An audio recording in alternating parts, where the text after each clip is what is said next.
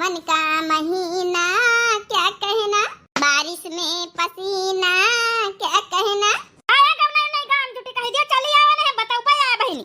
Hello hello सासू अम्मा, चलो अच्छा बस थोड़ी देर में आए रन बो आई के साफ कर दिया सासू अम्मा का करिया फिर सुनती नहीं इनकी तो फिर का करिया फिर हम आई का तो ये उनसे कह दिया हम आई। सावन का महीना क्या कहना, बारिश में पसीना क्या कहना। हो तेरे होठों पे जो अंगूर का ये पानी है, मेरे महबूब यही प्यार की निशानी है। जब घटाओं पे बूंद जोर से बरसती है, तुझसे मिलने को मेरी जान मन तरसती है। आ ओ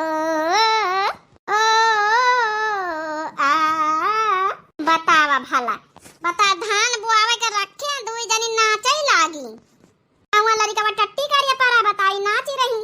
छोटकी ए चली जा बहनी हमारी नाचा ना चली जा सासू अम्मा वहां बुलाए रही।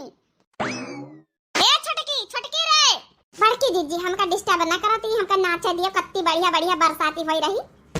ए बड़की जीजी हम तो कहि तुम नाच लियो बाद में यहां अपन बोय लीन जाई अब इन कोनो ब्यार नहीं भाई। हां नहीं तो ई जौन है ना कि पानी बरसा बंद हो जाए तो मऊ जना ही नाचे। बता बता भला लड़का वहां पारा टट्टी करे बताई हिया जौन नाच